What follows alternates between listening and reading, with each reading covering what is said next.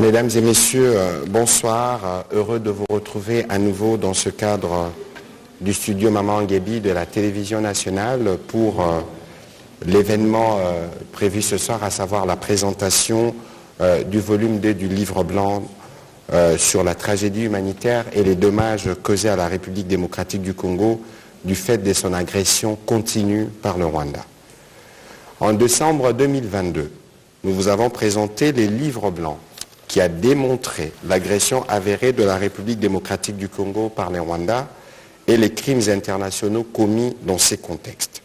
Dans ces documents, nous avons présenté les preuves irréfutables des activités criminelles pilotées par l'armée rwandaise avec ses supplétifs du M23.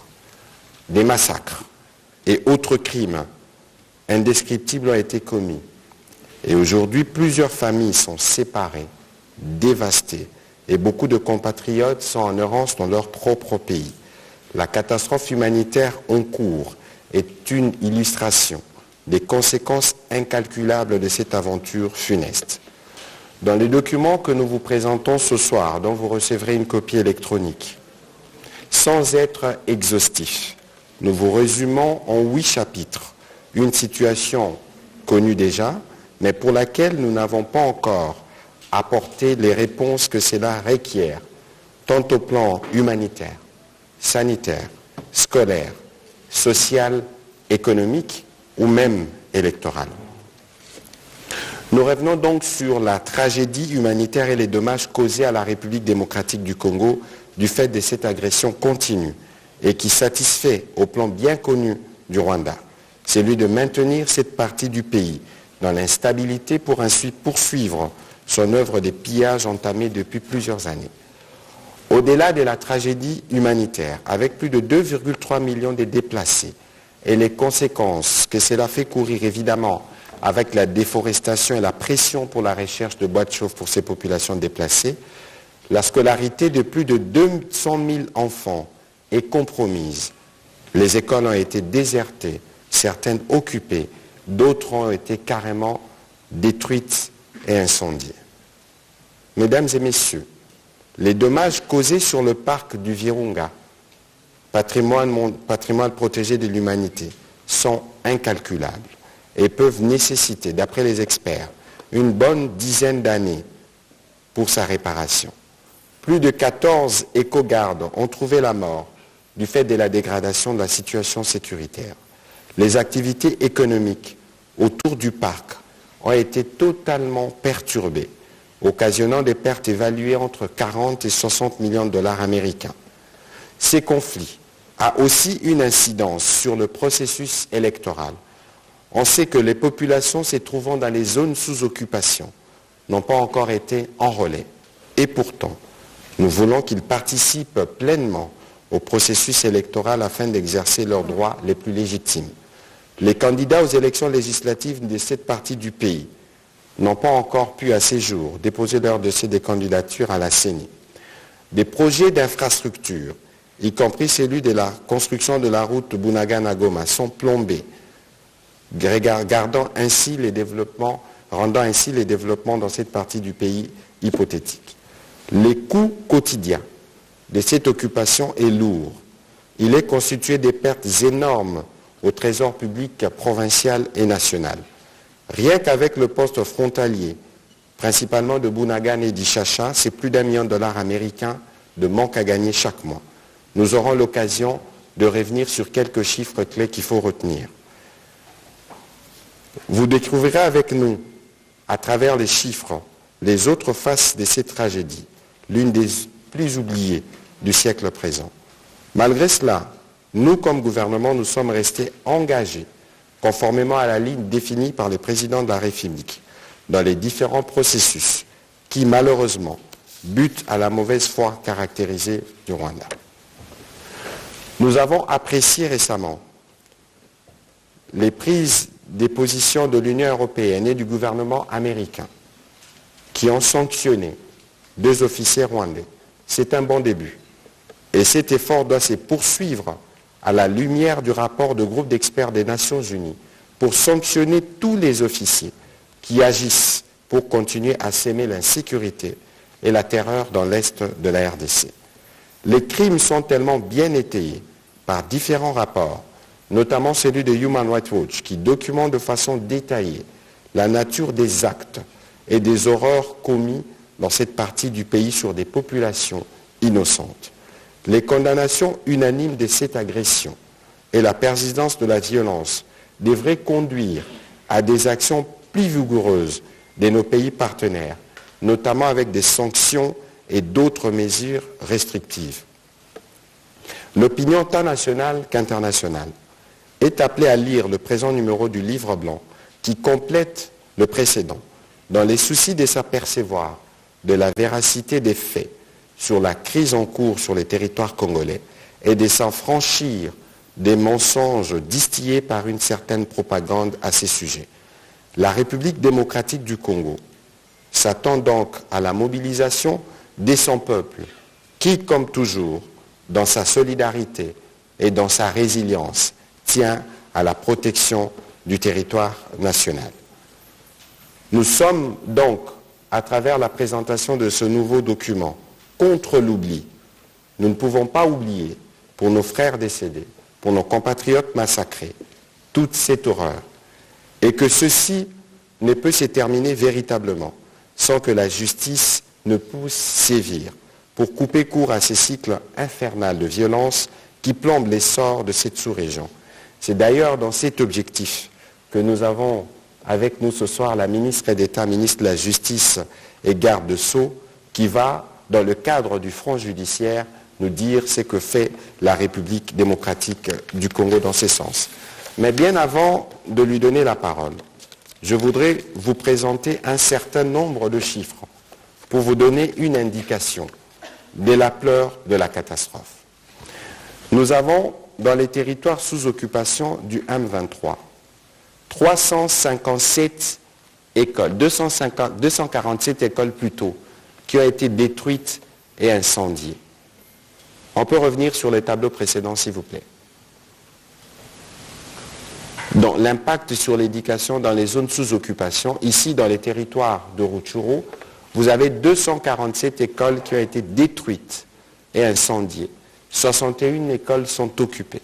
À Massissi, nous avons 244 écoles primaires désertées, 113 écoles secondaires désertées parce que les enfants sont des déplacés, ils ne peuvent pas aller à l'école et l'école, dans certains cas, les écoles servent à accueillir des populations déplacées.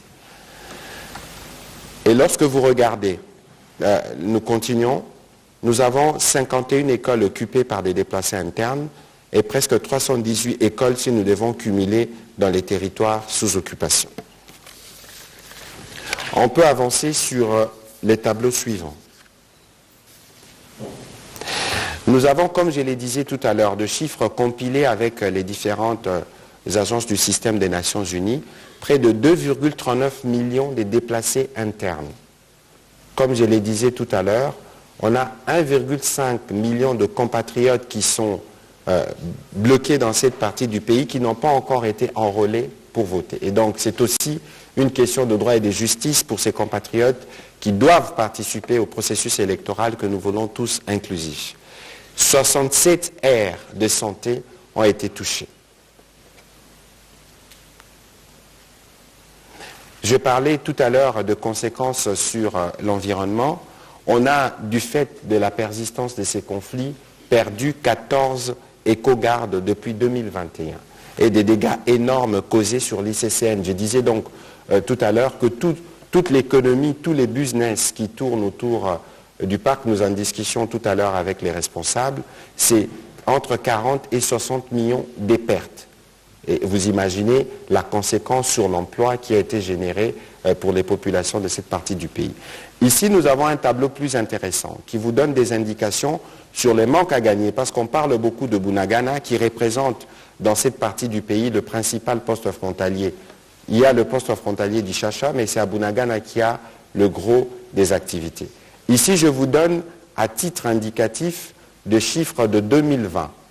Vous avez annuellement, donc en francs congolais, à peu près 17,2 milliards de francs congolais qui étaient générés par ces postes frontières.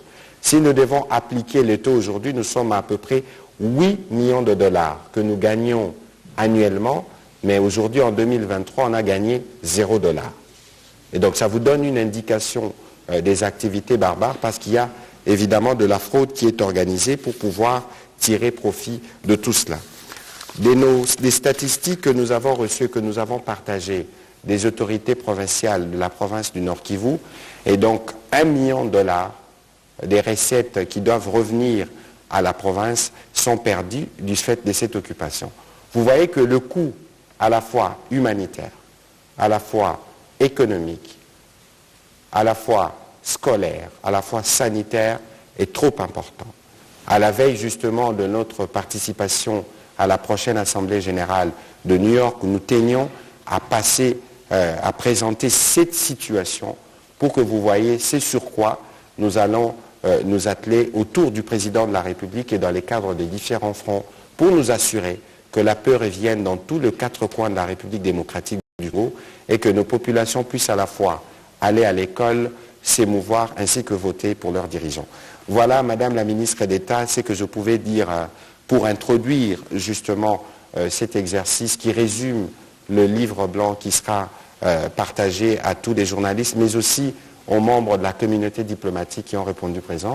Je voudrais donc vous passer la parole pour quelques mots pour que vous puissiez nous dire comment tout ça, comment la composante judiciaire s'émêle de tout ce travail que nous venons de faire. Je vous donne la parole, Madame la ministre d'État. Allez-y. Merci beaucoup, chers collègues. Encore une fois, bonjour, mesdames et messieurs du média. Depuis plus de 2 décennies, la partie est de la République démocratique du Congo est en proie à des violations des droits humains et des droits humanitaires.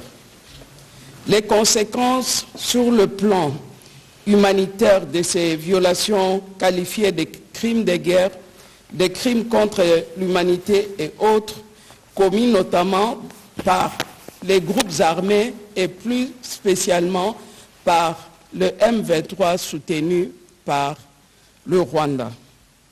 La République démocratique du Congo met tout en œuvre pour mettre fin au cycle de l'impunité qui s'est installé du côté de l'Est de la RDC.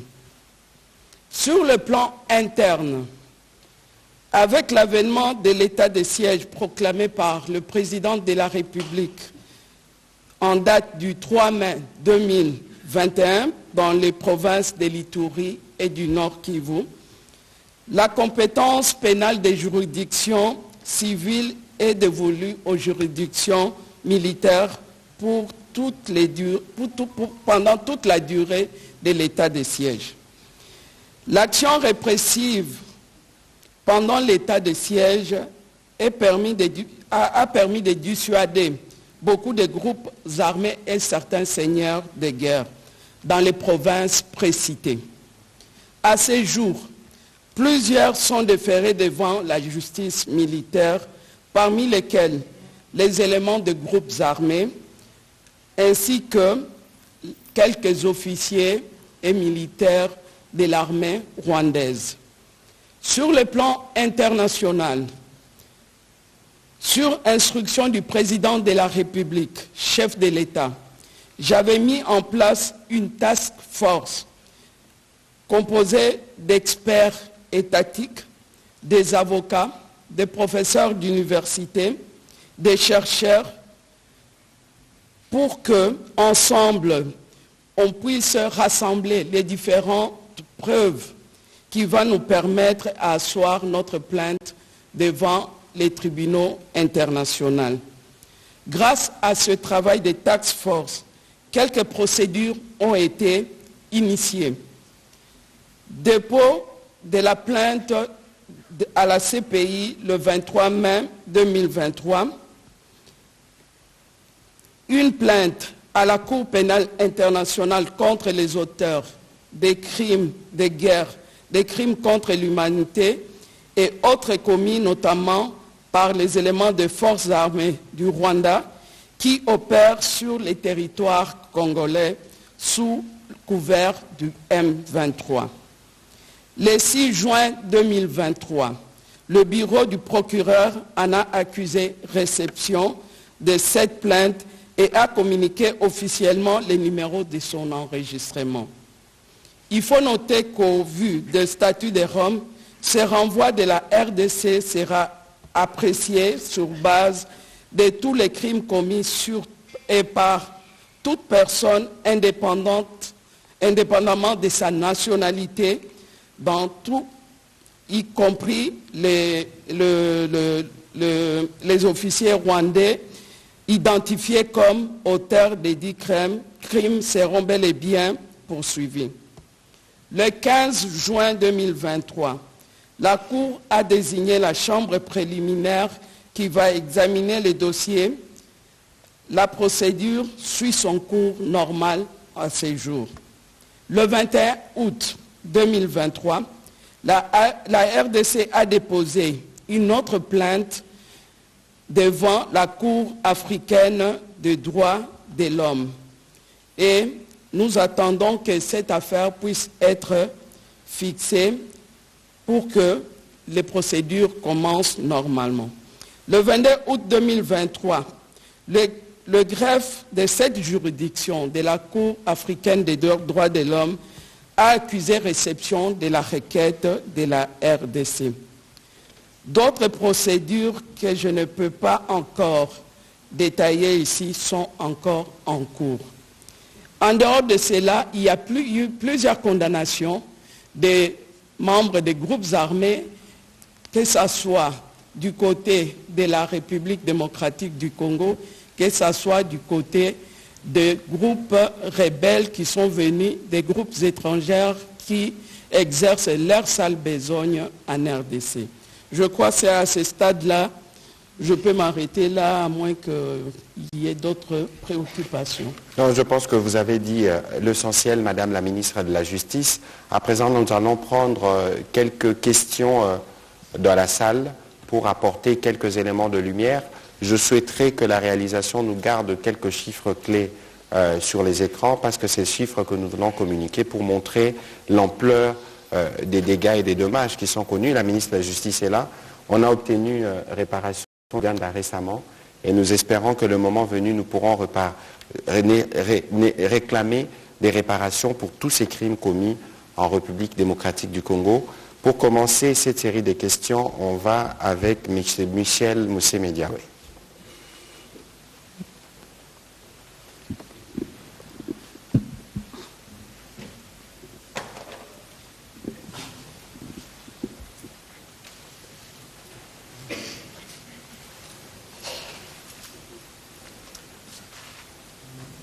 Merci, messieurs et madame les ministres.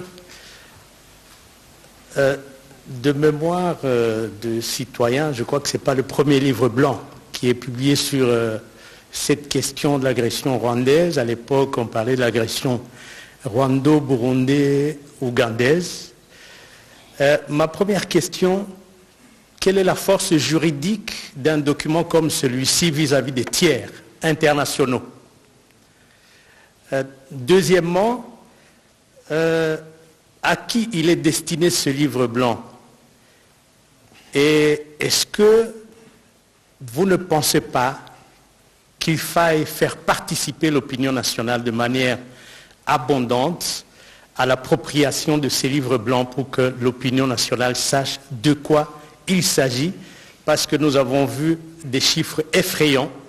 Nous-mêmes, les journalistes qui sommes censés être plus ou moins au fait, nous sommes surpris devant ce genre de chiffres.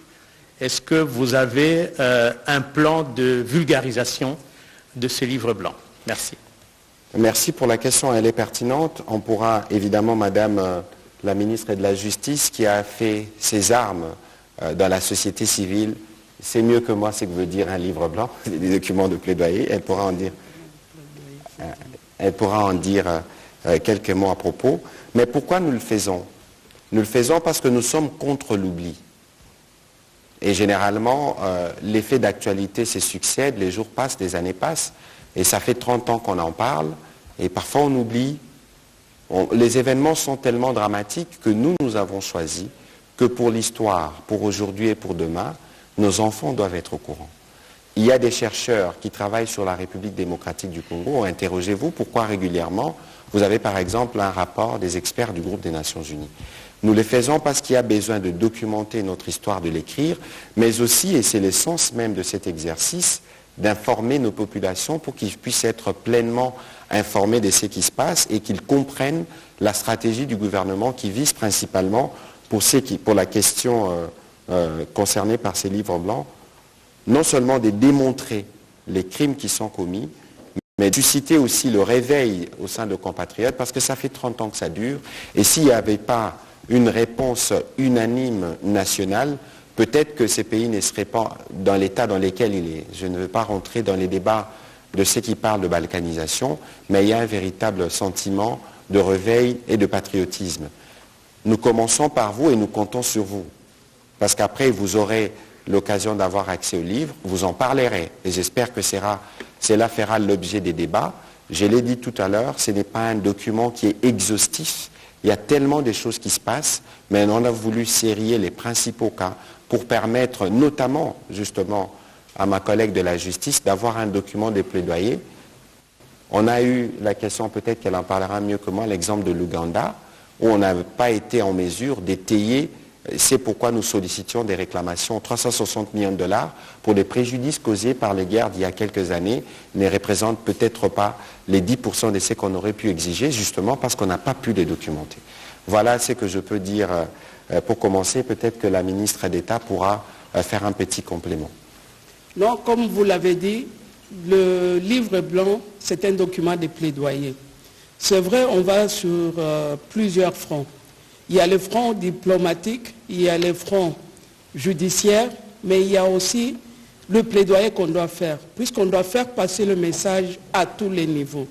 Dans ces livres, on essaye de délister certains crimes qui sont commis dans les conflits armés. Et cela nous permettra, au moment opportun, d'avoir certaines preuves, certaines preuves qui peuvent nous avancer pour asseoir les différentes plaintes que nous avons déposées au niveau des différentes juridictions. Les documents importants, et du moment qu'on les publie, il est à la portée de toute la population. Et que chacun de nous a le droit d'en parler et de faire passer le message pour pouvoir porter la voix de la RDC. Voilà, on va prendre la prochaine question de M. Kiban Bichintois.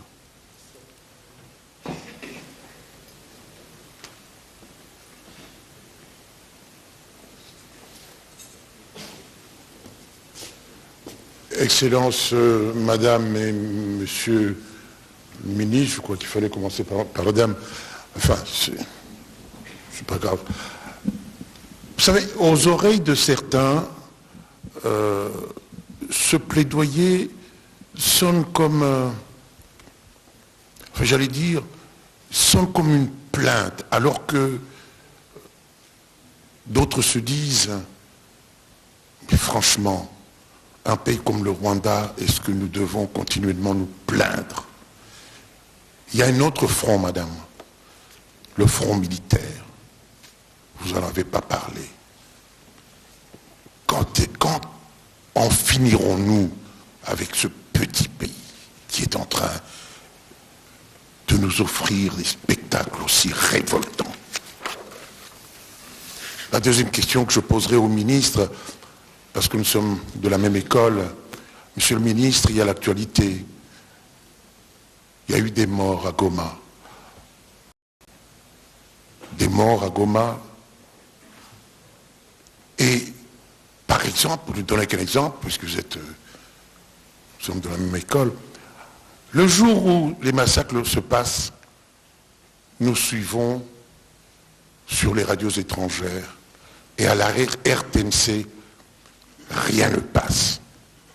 On se demande si ce sont les radios étrangères qui mentent ou... Monsieur le ministre, je voudrais que vous nous répondiez à cette question. Au moment où nous nous battons contre les réseaux sociaux, pourquoi est-ce que notre télévision, notre radio, ne serait pas cette radio et cette télévision de référence à laquelle on regarderait pour voir si quelle est la vérité. Cette question vous est réservée, Monsieur le ministre. La première était pour Madame. Alors, je veux commencer, la ministre Etta va y répondre. Vous savez que nous sommes dans un programme de modernisation de la télévision nationale. Vous devez savoir aussi, mieux que moi d'ailleurs, qu'une télévision a une vocation. Et que, fort malheureusement, nous le vivons, il y a toujours une tendance à vouloir comparer la télévision nationale, qui est un média généraliste, aux médias d'information qui font l'information régulièrement toutes les 30-40 minutes, une heure. Il y a des efforts qui sont faits dans ces sens pour que la RTNC puisse se doter, elle aussi, d'un canal qui pourra faire l'information en temps et en heure pour permettre justement de suivre le flot des réseaux sociaux qui souvent nous informent avant et parfois ne nous informent pas toujours bien. Et donc, les cadres de l'exercice que nous faisons actuellement, autant que nous faisons d'autres briefings par les passés, nous le faisons parce qu'il y a justement ces besoins de donner des bonnes informations à temps. On n'est pas dans une course, dans une forme de concurrence avec les autres médias, mais vous savez que nous, les gouvernements, nous sommes la source émettrice des informations et que moi, par exemple, comme porte-parole du gouvernement, avant que je ne prenne la parole sur un sujet, nous prenons toutes les précautions d'usage. Et vous savez que lorsqu'il y a des manifestations et qu'il y a des morts, il y a toujours une forme de course, peut-être malsaine de dire il y a eu plus, il y a eu moins, etc. Mais nous, l'effort que nous faisons, depuis que nous sommes là, quel que soit l'état de la situation, nous venons informer. Mais l'information que nous donnons, c'est une information recoupée, c'est une information qui ne peut pas être contestée. Et pour arriver à avoir une telle information, par exemple, parce que vous parlez des GOMA, il fallait parler au gouverneur, le gouverneur devrait parler aux autorités médicales, on devait faire les tours des hôpitaux, voir le nombre de blessés, voir le nombre de morts et communiquer les chiffres. Et ce n'est que lorsque vous avez reçu ces communiqués, parce que lorsqu'il y a certains blessés, c'est des cas qui sont graves, qui nécessitent peut-être un suivi régulier, mais entre 12 heures et 13-14 heures, il peut y avoir malheureusement de cas de décès, ça fait changer de bilan. Mais ici, il faut retenir le principe pour nous, c'est la transparence. Parce que si vous ne les dites pas, d'autres les diront et vous serez dans une forme de course. Alors, sur votre première question, la collègue répondra, mais il faut juste situer la démarche. Nous avons dit que nous sommes contre l'oubli. La question qui nous oppose au Rwanda, c'est une question qui dure une bonne trentaine d'années. Et c'est une question qui nous impose plusieurs défis, notamment des défis dont je ne pourrais pas revenir ici, qui sont liés à l'existence même de l'État. Parce que l'État a été fragilisé et c'est justement cette perpétuation de la violence, c'est la fragilisation de l'État pour continuer des œuvres de pillage. Mais autour du président de la République, nous travaillons sur 5 fronts.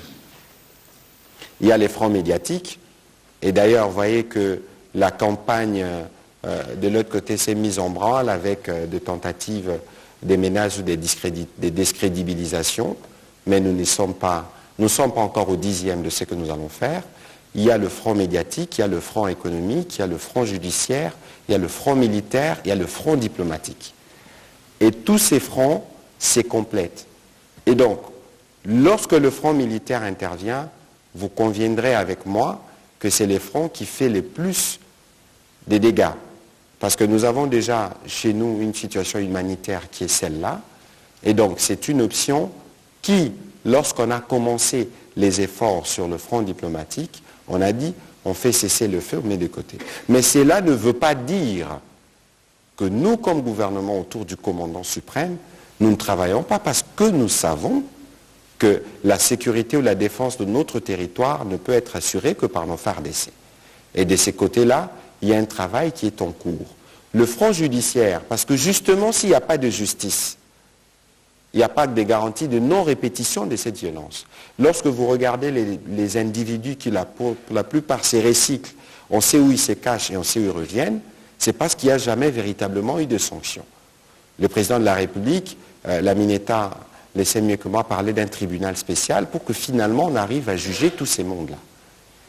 Le front économique, vous avez vu, nous avons présenté la situation, on n'en a pas parlé parce que cela ne fait pas l'objet du champ qu'on a voulu délimiter, mais il y a la réponse économique qui est donnée notamment à travers l'initiative Primera, qui a été longuement expliquée par le ministre des Finances, parce qu'il faut couper court à tous les circuits d'approvisionnement du Rwanda qui veut être producteur d'or et de coltan sans l'avoir dans son sous-sol. On sait d'où ça vient. Et la stratégie médiatique sur laquelle nous travaillons. Donc vous comprenez que tous les fronts s'intercomplètent. Ça ne veut pas dire que lorsqu'on fait de la diplomatie, qu'on ne peut pas aller sur le front militaire. Non, il ne faut pas considérer les choses de cette manière. Il faut considérer que nous sommes dans un processus général, nous sommes dans un concert des nations et que les solutions militaires sont des solutions qui causent toujours plus de drames, même si pour nous ça reste une des options, mais nous privilégions le front diplomatique. Madame la ministre d'État. Je suis convaincu, si la ministre veut compléter, je suis convaincu déjà par ce que vous venez de dire. Alors, mais si la ministre veut... Il est tellement bavard qu'il a ramassé tout ce que je voudrais dire. Mais vous avez quand même à dire. Je peux ajouter que ça ne nous empêche pas de faire le plaidoyer et de faire passer le message à travers le monde par un tel document comme nous l'avons présenté aujourd'hui. Et ça n'empêche pas non plus, comme l'a dit le collègue Mouyaya, pour que l'armée puisse s'organiser et soit responsable sur terrain. N'oubliez pas que la RDC est respectueuse des différents accords qu'elle a signés. Et que ce qui se passe actuellement, c'est puisqu'il y a des accords au niveau de l'Angola, de Luanda et au niveau de Nairobi qui demandent à ce qu'il y ait cessé le feu. Mais il arrivera, cela n'empêche pas que notre armée puisse faire son travail sur terrain. Je crois dernièrement, vous avez suivi, il y a eu une réaction très vive de notre armée du côté de l'Est là-bas, au Nord Kivu. Et je peux vous rassurer qu'avec le recrutement, avec le travail qui s'est fait actuellement sur terrain, je crois qu'on pourra parler, on pourra écrire une autre histoire, comme l'a dit le collègue Mouyaya. Le narratif va changer un jour. Merci. Voilà, merci beaucoup. On va prendre la question de Willy Kalengai.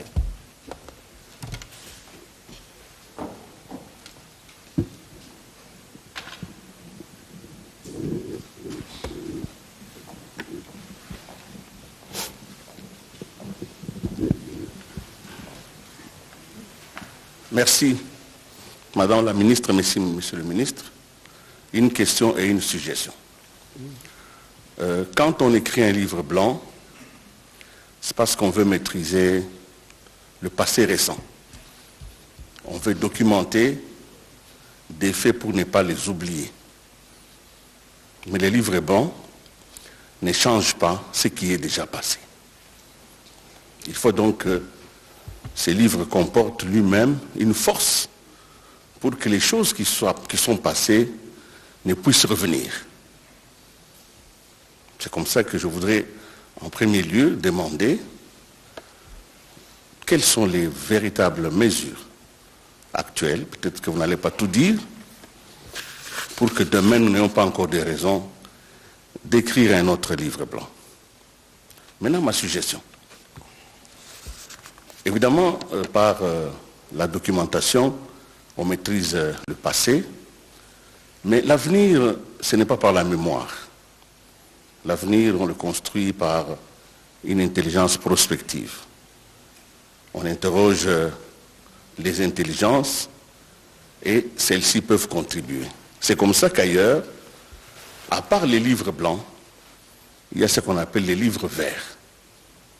C'est l'ensemble des contributions des intelligences sur une question pour pouvoir donner les propositions. Parce que le gouvernement, aussi volontariste qu'il soit, il ne peut pas avoir toute l'intelligence du monde. Il y a dans le pays, il y a des experts, il y a des gens qui sont dans des maisons, qui savent à peu près ce que l'on peut faire. Alors pour capter ces intelligences, on écrit un livre vert. On fait une consultation d'intelligence. on pose la question à la population. Ceux qui pensent qu'est-ce que nous pouvons faire pour pouvoir arrêter tout ça. Ceux qui ont des contributions envoyées au ministre de la Justice, au ministre de la Communication. Vous allez voir, les intelligences se mobilisent dans ce pays. Vous aurez des documentations, des informations, et c'est gratuit parce que c'est patriotique. Voilà ma suggestion. Qu'on n'écrive pas toujours des livres blancs, mais qu'on pense dès maintenant à ce qu'on appelle un livre vert. Merci. Alors, le livre vert, on vous chargera justement de diriger la commission de ces différents consultants. C'est l'essence même de l'exercice et de l'ouverture dont nous faisons montre dans toutes ces campagnes. Parce que lorsqu'on fait le livre blanc, vous avez dit, ça ne change pas ce qui est déjà passé. Mais ce qui est passé doit être connu. Parce que c'est le passé qui éclaire le futur. Et ici, il y a eu une réponse en novembre dernier. Peut-être que ma collègue en parlait tout à l'heure, peut-être que les gens ne se sont pas rendus compte. Il y a eu 30 à 40 000 jeunes qui ont répondu à l'appel du président de la République et qui sont aujourd'hui dans la vague des formations au sein de notre armée. C'est un bon point de départ. Et je peux vous citer comme ça plusieurs exemples en termes de prise de conscience d'abord. Il n'y a pas de fatalité dans ce que nous vivons aujourd'hui, dès lors que nous avons compris que c'est les points de départ. Vous savez que la République démocratique du Congo, c'est un grand pays, c'est un pays puissant, tout le monde le sait. Et cette puissance, elle doit se construire. Et la puissance, vous le savez mieux que moi, elle peut se construire dans des contradictions. Parce que nous sommes un pays complexe. Et donc, je ne voudrais pas rappeler les passés glorieux de l'époque où nos militaires ramenaient la paix au Tchad et dans d'autres pays de la sous-région. Ici, je voudrais plutôt qu'on regarde l'avenir. Et l'avenir, avec le président Tshisekedi, on a placé des fondations comme on n'en a jamais placé dans les secteurs de la défense. Il y a une loi de programmation. Je vois l'honorable Mounoubo dans la salle, l'honorable Njoli dans la salle. Ils sont de la commission de défense. Ils savent ce que veut dire une loi de programmation. Ce n'est que de cette manière qu'on peut véritablement assurer la montée en puissance de nos forces armées. Mais bien au-delà, il y a une initiative qui est passée au gouvernement, qui est arrivée, ce qu'on appelle réserve, la réserve de l'armée. Parce qu'aujourd'hui, il y a beaucoup de compatriotes qui s'élèvent d'eux-mêmes pour assurer la défense du territoire. Et comme vous le disiez tout à l'heure, dans le cadre de ces livres verts, nous pouvons aussi vous mobiliser pour appuyer l'armée dans le cadre de cette réserve. Vous êtes un intellectuel, c'est un appel que je lance d'ailleurs à tout le monde. Dans le cadre de cette réserve, pour des besoins spécifiques à un moment donné, le pays peut recourir à vous. Cette réserve va nous donner justement le moyen de canaliser toutes ces initiatives, tous ces jeunes qui veulent apporter leur contribution dans la défense de la patrie, mais ils passeront évidemment par un processus de vetting qui permettra d'avoir les meilleurs de nos enfants inscrits dans la ligne de la défense de la patrie. Madame la ministre d'État, vous avez un petit complément? Je crois que la suggestion, elle est bonne. On ne peut pas la rejeter. Et que du moment que ça peut enrichir ce qu'on a déjà commencé à faire, la porte est largement ouverte. Et qu'on pourra approfondir cela quand, au moment venu, on va approcher Willy Kalengai, ouais, il est le premier pour nous donner plus de détails. Y compris pour la réserve de l'armée. On va prendre la question de Jérôme Sekana.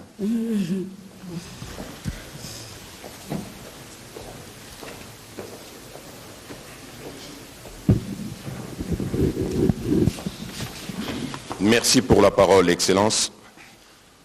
J'ai une observation et deux petites questions. Nous étions fiers, Monsieur le ministre, lorsque vous nous aviez mobilisés il y a quelques mois pour que nous puissions prendre part à la campagne Bendele-Kouyaté. La guerre n'est pas finie à l'Est, Monsieur le ministre. Et nous devons nous battre, nous devons continuer à nous battre. Mais apparemment, la campagne Bendele-Kouyaté a pris du plomb dans l'aile. Qu'est-ce qui se passe? Parce que vous n'avez pas continué. Non, bien sûr, il faut une certaine impulsion du gouvernement. Il faut une certaine impulsion du gouvernement.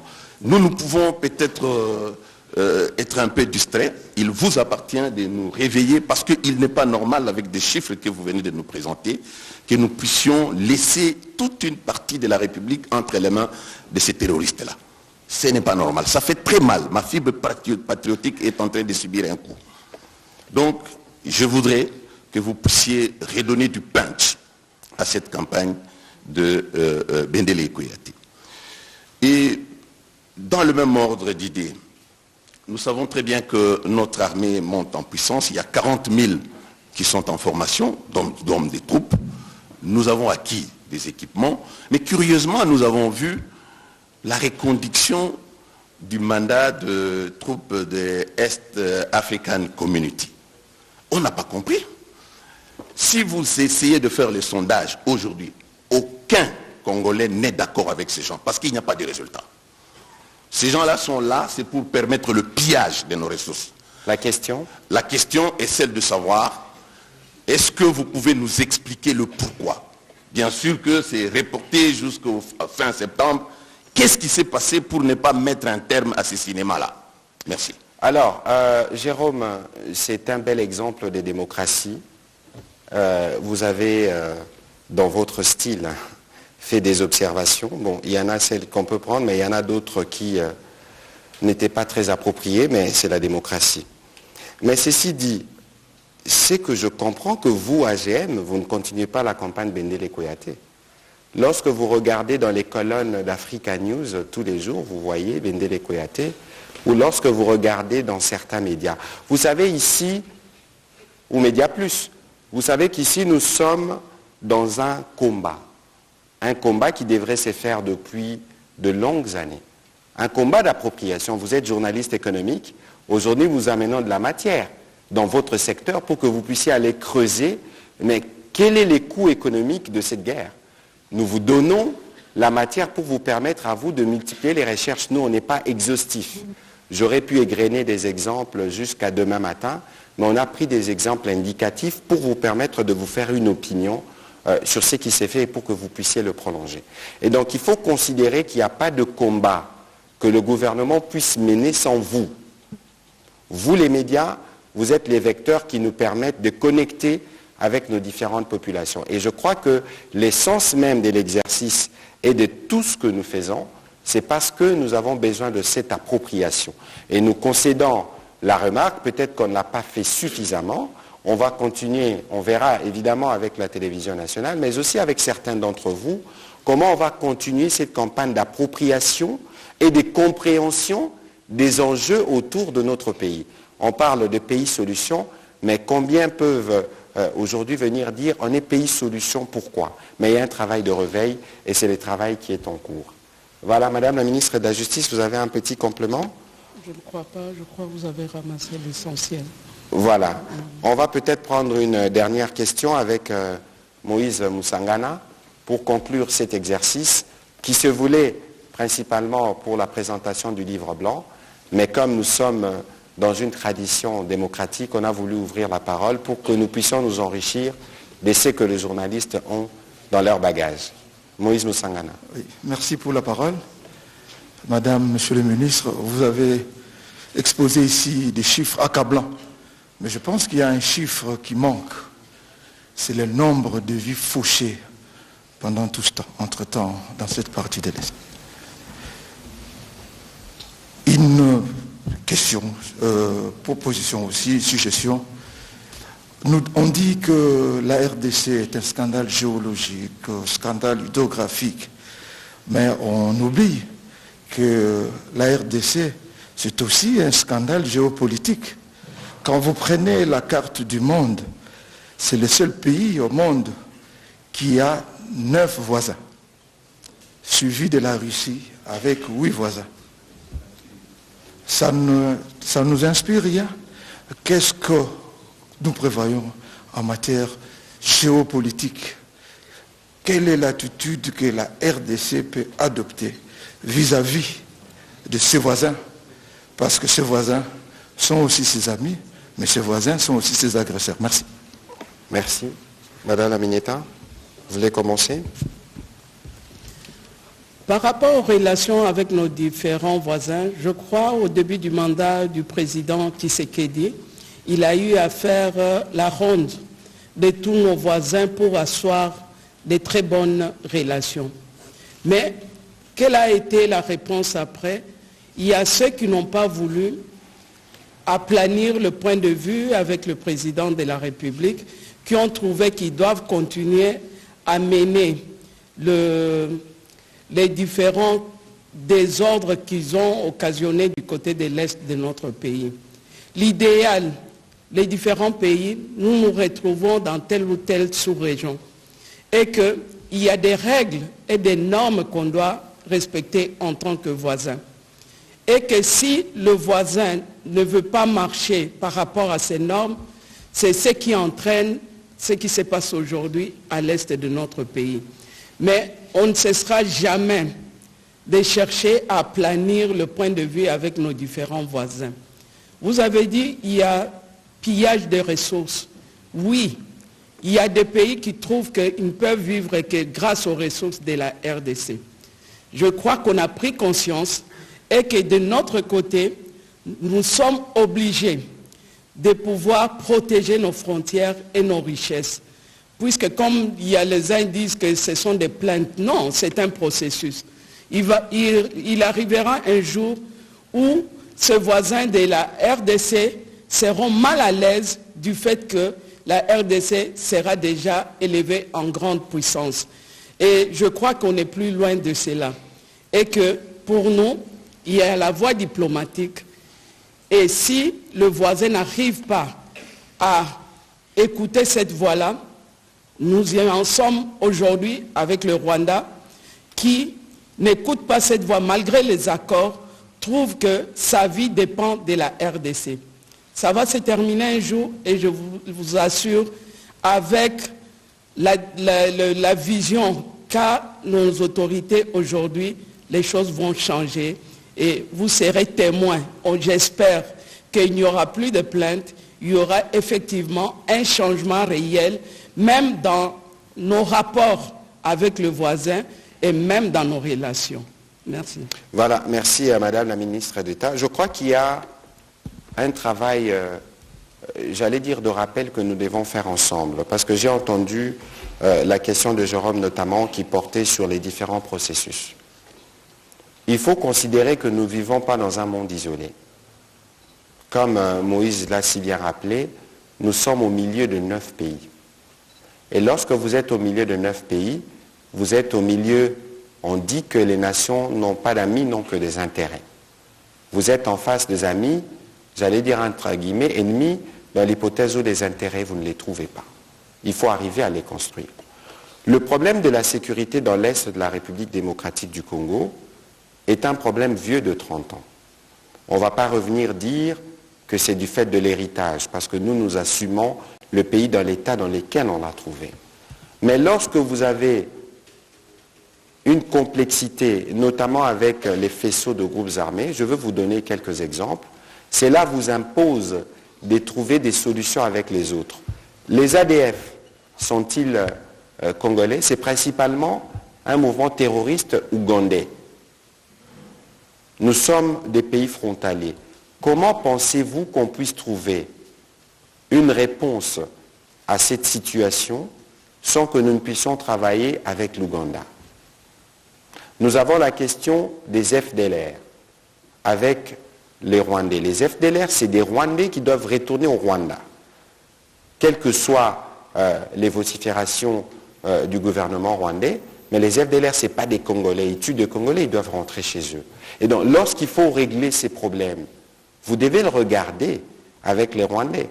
Même si on les combat, vous allez combattre des gens qui vous disent « nous, on ne veut pas nous battre », mais on les met dans des bus, on les ramène au Rwanda, comme nous avons déjà fait plus d'une fois sous la présidence du président Tshisekedi. Et donc, lorsque vous avez des problèmes de sécurité de ce type, qui vous imposent d'y travailler en collaboration, parce qu'on est interdépendant du point de vue de la sécurité, ce n'est pas de la faiblesse, c'est être réaliste. Alors, les problèmes de la RDC ont été regardés, ont été scrutés. On s'est dit qu'il y a des embranchements régionaux. Dans la suite de notre adhésion à la communauté de l'Afrique de l'Est, il y a eu un besoin de régler les problèmes.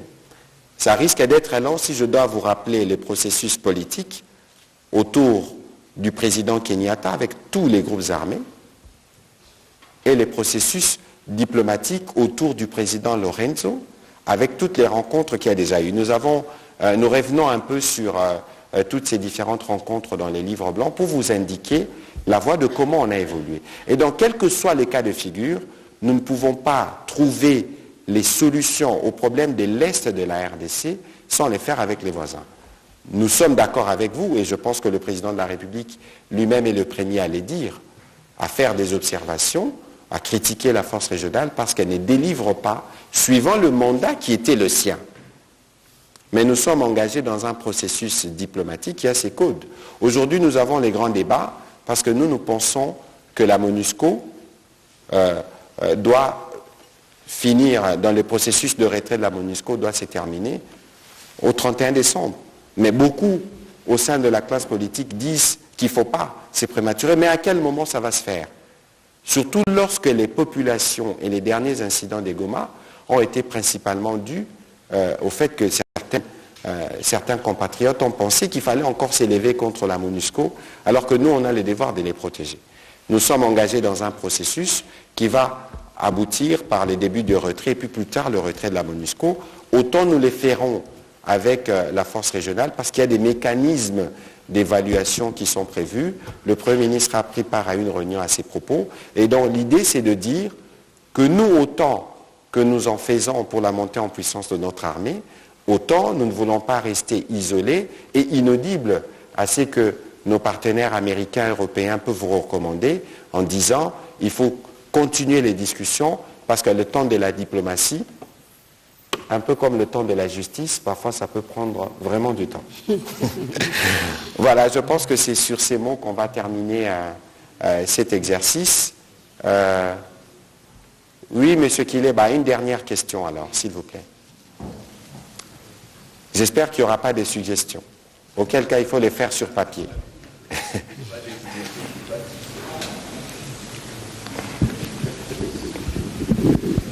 Merci, Monsieur le Ministre.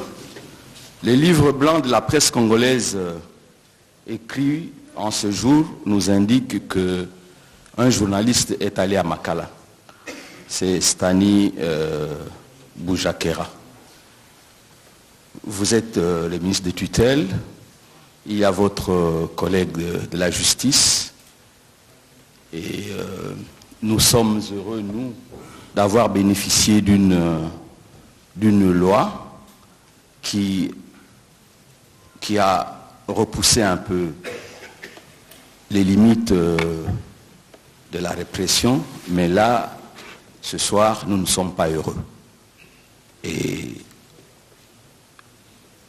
messieurs et madame les ministres, est-ce que les journalistes doivent continuer à aller en prison pour ce qu'ils disent ou ce qu'ils écrivent? Merci. Alors, vous faites bien, Cyril, d'atterrir sur cette question.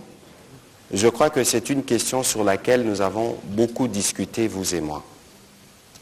D'abord, le regret que vous avez, moi-même, je l'ai aussi. Peut-être moi plus que vous.